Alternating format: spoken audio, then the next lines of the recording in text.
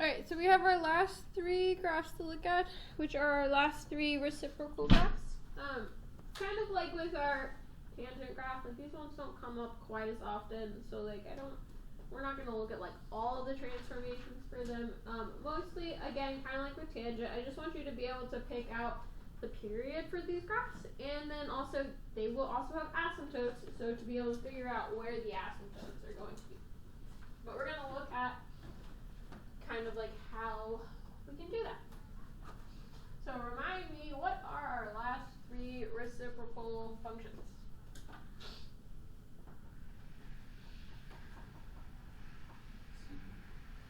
Secant,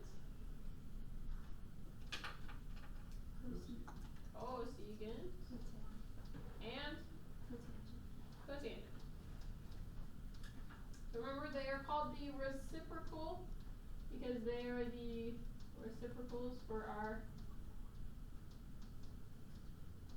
original three functions. And because they are the reciprocals of those three, they're actually going to have a lot of similar properties to these original functions. So because secant and cosecant are the reciprocals for cosine and sine, both of these will have periods of 2 pi.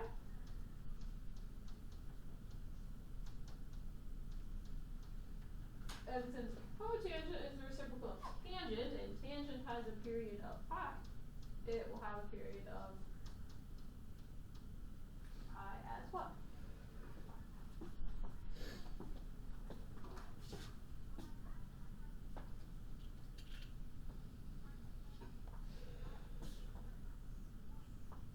But again, because we have fractions, right? Remember, our fractions aren't allowed to have 0 in the denominators. That's what's going to give us asymptotes for these ones as well. Are we okay with that? So let's look at cotangent first.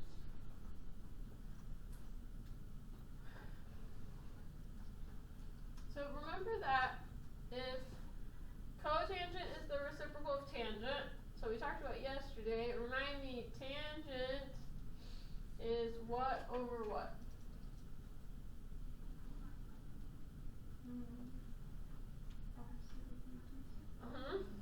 And so for our unit circle, yeah, we said that was y over x or sine over cosine, which is why we got asymptotes anywhere that cosine was 0.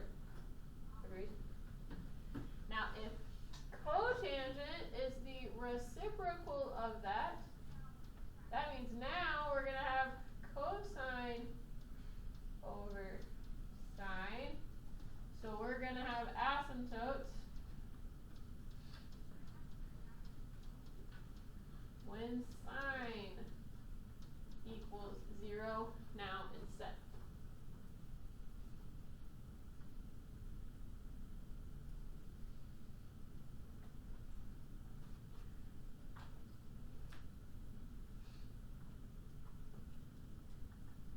So where does sine equal 0?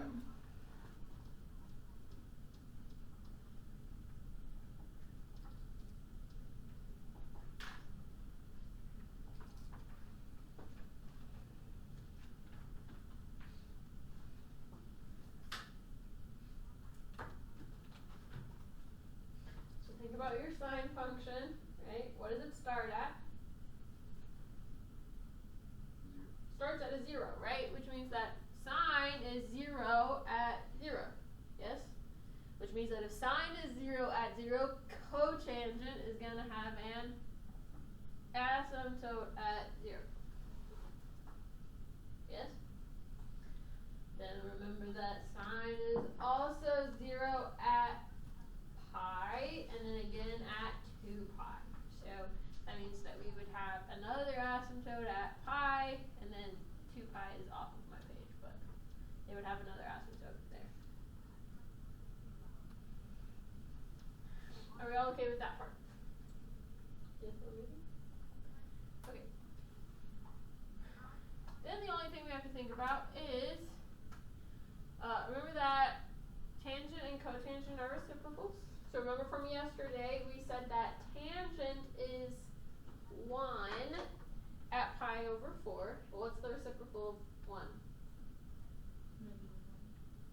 That would be the like opposite. The reciprocal just means I flip it, right? But if I flip 1, we still have 1. Yeah.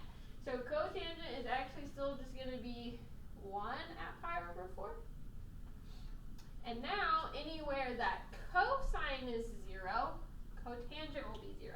So instead of having an asymptote at pi over 2, we have a 0 there. And so it's going to have a very similar shape to our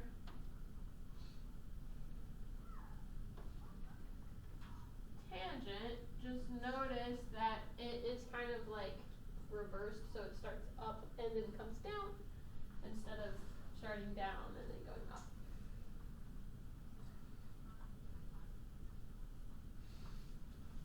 But remember, we said that the period for this graph is going to be what?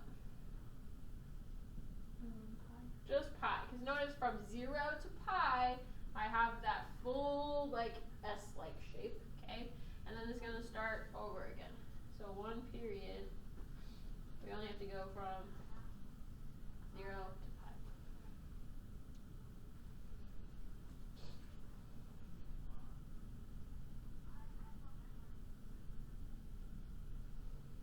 So if we wanted to look at some transformations, again, we're not going to sketch a lot of these by hand, but I do want us to be able to identify the period and where the asymptotes will be located.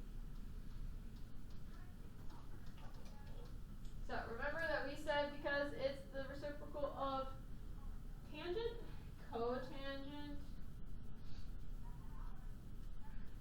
shares the same original period, which is pi. So if we want to find our period now, notice it's kind of hard to see. That's a 3, by the way. Right now I have an x divided by 3. So what's our b value?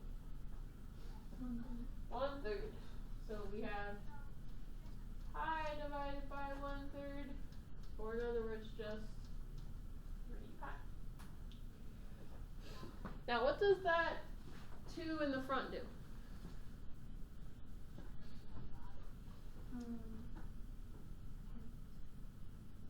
You can't really call it amplitude for tangent and cotangent because like we don't have maxes and mins, but like it does the same thing, right? It's gonna stretch it just like our amplitudes did, but yes.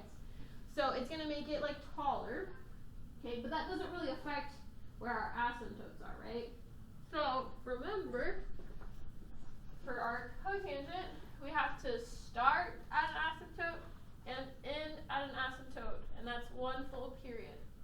Well, so since I didn't change my starting spot, that means that I still have to start at an asymptote, so I still have an asymptote at 0, and I still have to end the period at an asymptote, but like what's the full period this time? 3 pi, right? Yeah. So now it's also going to have an asymptote at 3 pi. So then remember that you are going to be able to use Desmos on your test. So if we wanted to look at what this looks like.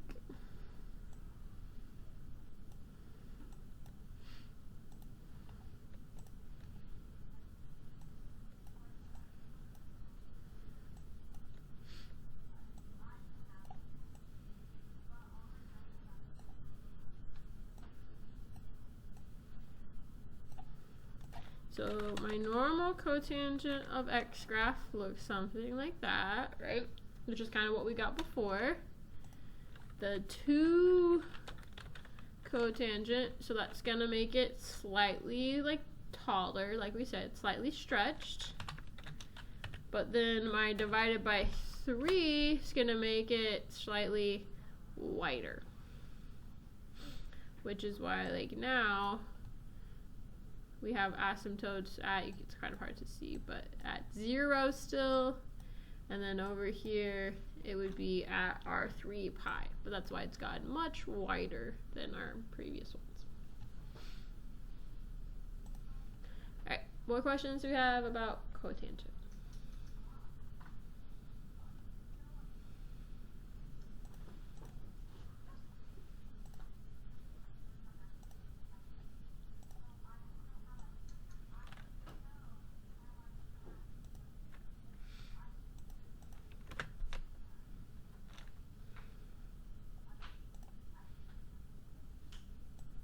No, maybe.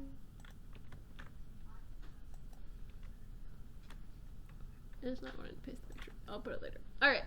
My next two are cosecant and secant. So you don't have to like write all this down. This is just kind of to give us a starting spot. Okay. So notice though that we do have sine and cosine on there. So like those are those like gray graphs. And the biggest thing that we're trying to kind of see there is notice that anywhere that sine is 0, cosecant now has an asymptote. For secant, anywhere that cosine is 0, now secant has an asymptote. And also, just like our cotangent graph, like kind of got flipped, right? Because tangent is down on the left and then goes up, so it got flipped. These also get flipped, so notice that instead of like having like connected u's, basically we've flipped each of these u's to now be in the opposite direction. Are we with me there? So that's usually going to be the easiest place to start. So again, we're looking for our periods and for the asymptotes. The periods are pretty easy to find because they're going to have the same period as the sine or cosine graph would.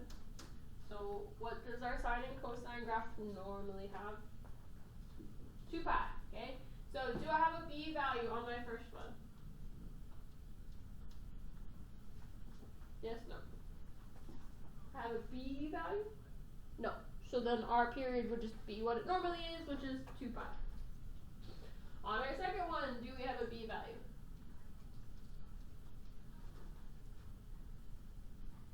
Yes. What is it? 2. So again, now my period is pi. Okay?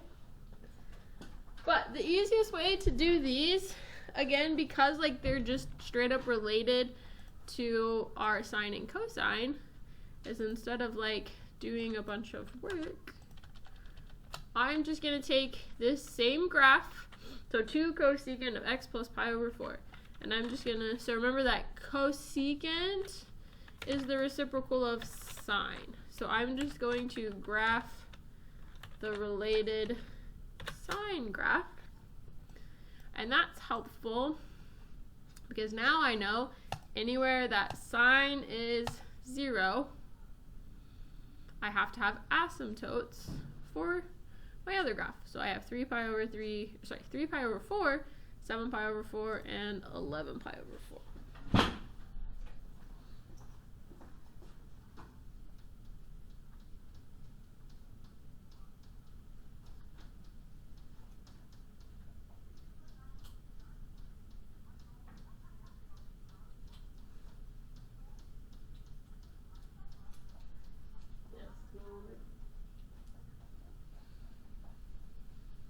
So for my secant graph, what do I want to look at instead? To find the asymptotes. Yeah, cosine. But again, I want to like look at basically the one that kind of is the same. So instead of just cosine, I want to look at cosine of 2x.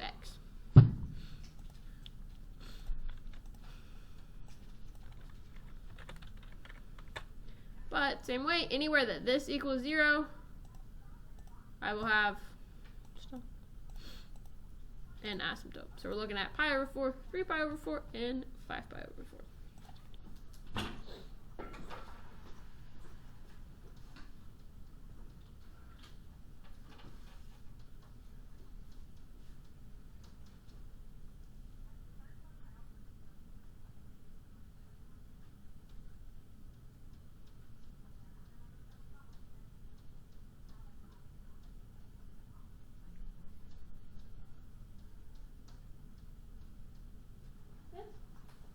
And then if we wanted to graph those, Desmos will graph those for us as well.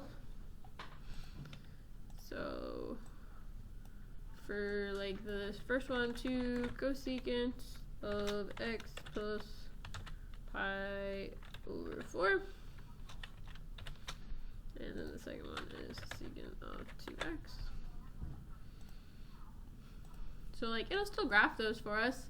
The reason though that I say to graph the sine or the cosine first is because it can be like, it gives us these bottom points, but it can be hard to tell then like where the asymptote is. It's not going to give us where that is on the graph, and so that's why it's helpful to use the sine graph, because it's where sine hits the x-axis, and Desmos will give us the 0 for that. Same thing with secant. Right, like it's going to give me these bottom values, which is nice, but it won't give me my asymptotes. So we still kind of have to know how to find those. Yes, no, maybe? Questions on that?